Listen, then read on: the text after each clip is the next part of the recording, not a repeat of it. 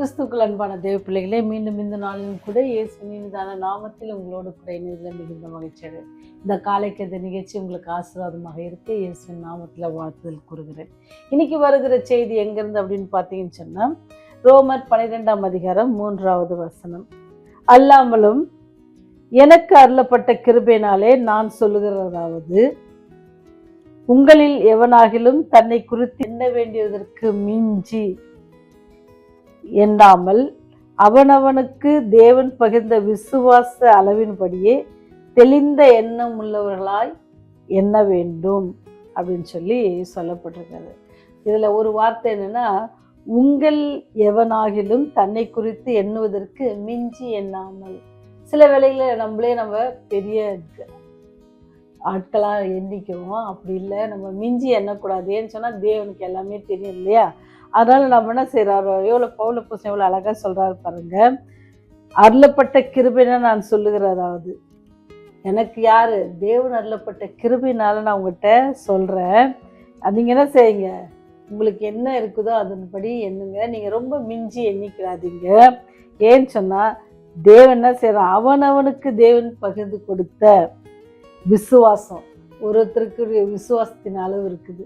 சிலர் எல்லா சூழ்நிலையில என்ன செய்வாங்க, ஆண்டவரை விசுவாசிப்பாங்க. சிலர் ஒரு இதில் சோர்ந்து போவாங்க. இப்போ ஆண்டவர் சொல்றாரு, உங்கள் திராணிக்கு மேலே உங்களை சோதிக்க மாட்டேன்னு சொல்றாரு இல்லை?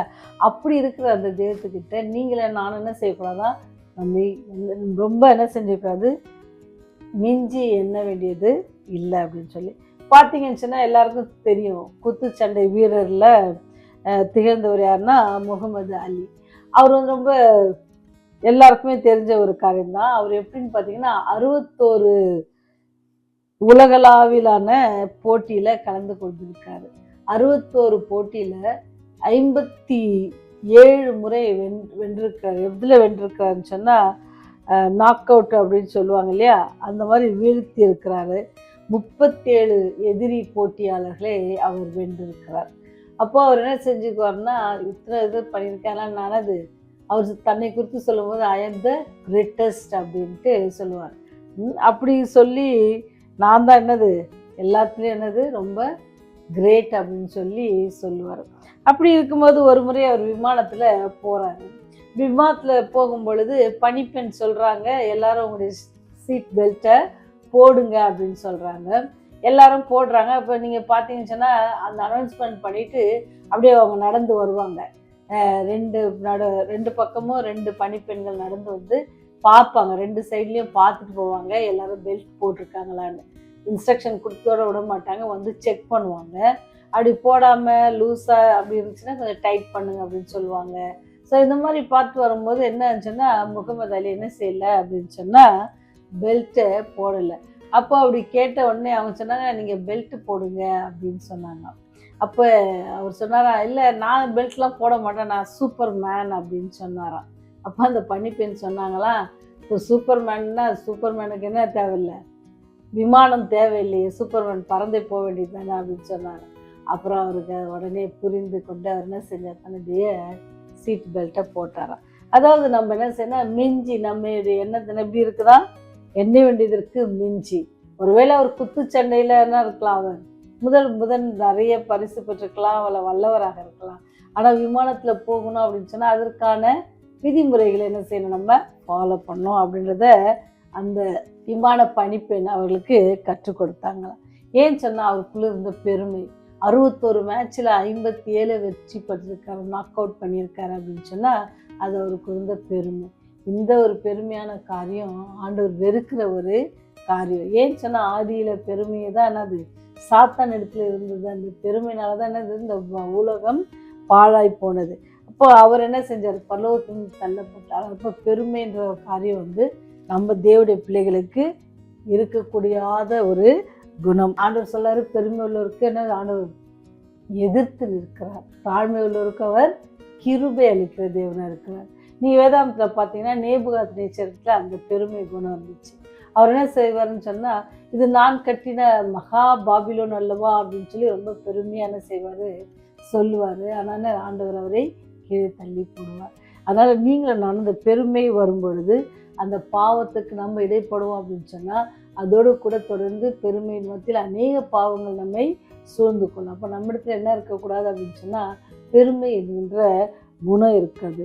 ஒருவர் என்ன செய்யணும், தன்னை குறித்து எண்ண வேண்டியதற்கு மிஞ்சி எண்ணாதபடிக்கு தனக்கு எதிரே இருக்கிறவங்க அல்லது நம்மகிட்ட பேச அவளுக்கு நம்ம என்ன செய்யணும், மேன்மையாக எண்ணணும். அவங்க என்னோடய அவங்க ரொம்ப டேலண்டட், அவங்க என்னோடய இதை நல்லா செய்வாங்க, இதை நான் செய்த கட்டில் அவங்க செஞ்சால் நல்லாயிருக்கும் அப்படி பேச பழகணுமே தவிர அதை என்கிட்ட கொடுத்தா நான் சூப்பராக பண்ணியிருப்பேன், அது அவங்க இப்படி பண்ணிட்டாங்க, நம்ம யாருமே நம்ம அதுதான் மிஞ்சி எண்ணாதபடிக்கு நம்ம எப்படி வச்சோமா ஆண்டவர் அவரவருக்கு கொடுத்த விசுவாசத்தின் அளவின்படி என்ன செய்யுங்க, நம்ம நடக்க பிரயாசப்படுவோம்.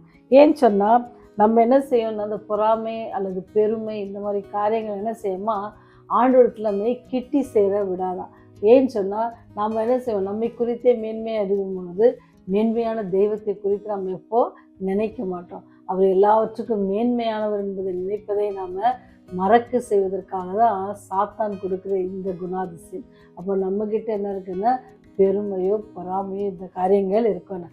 பெருமை வரும்பொழுது அங்கே என்ன வரும், பொறாமை வரும். சாத்தானத்தில் பெருமை வந்த உடனே பொறாமை, தேவனை இது பார்த்து அவருக்கு பொறாமை வந்துச்சு. அந்த மாதிரியான காரியங்கள் நம்ம வராதபடிக்கு நம்ம ஆண்டவரத்தில் இன்றைக்கி ஒப்பு கொடுத்து நம்ம ஜெபம் செய்வோம். ஆண்டவரே இந்த பெருமை என்ற காரியங்களுக்கு வராதபடிக்கு நாங்கள் எங்களை தாங்களே தாழ்த்தி உங்களுக்கு ஒப்பு கொடுக்குறோம். நம்ம ஆண்டவத்தில் ஒப்பு கொடுப்போம். வசனம் சொல்லுது, தன்னைத்தான் தாழ்த்துகிறவன் உயர்த்தப்படுவான், தன்னைத்தான் உயர்த்துகிறவன் தாழ்த்தப்படுவான், தன்னைத்தான் தாழ்த்துகிறவன் உயர்த்தப்படுவான் அப்படின்னு சொல்லி லூக்கா 14ஆம் அதிகாரம் 11ஆவது வசனம் நமக்கு சொல்லப்படுகிறது.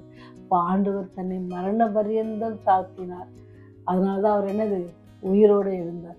நீங்களும் நானும் தாழ்மை உள்ளவர்களாக, பெருமை இல்லாதவர்களாக, பொறாமை இல்லாதவர்களாக ஜீவனம் பண்ணுவோம் அப்படின்னு சொன்னால் நாம் மரித்தாலும் பிழைப்பதற்கு ஆண்டவர் நம்மோடு கூட இருப்பார். நம்ம ஒவ்வொரு பாவத்தையும் நம்ம கலைந்து போட்டு ஆண்டோடைய பிள்ளைகளாக நம்மை மாற்றிக்கொள்வோம். ஜெபம் செய்வோம்.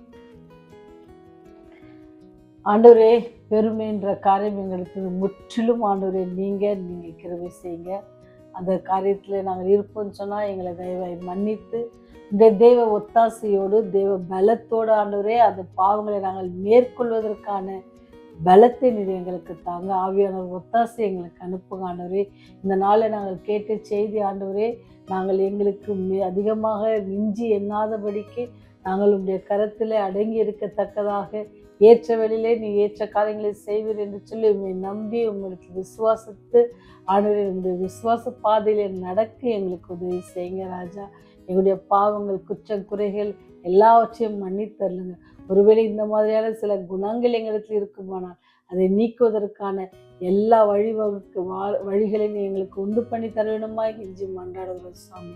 எங்களுடைய குற்றங்கள், குறைகள், பாவங்கள், மீறுதல்கள், தவறுகள், தப்பிதங்கள் எல்லாவற்றையும் ஒரு விசை கூட மன்னித்து ராஜா இந்த ராஜ்யம் வரும்போது எங்களை நினைத்தள்ள வேண்டுமா இயேசுவின் வழியாய் ஜெபிக்கிறோம் ஜீவனுள்ள நல்ல தகப்பனே. ஆமென், ஆமென்.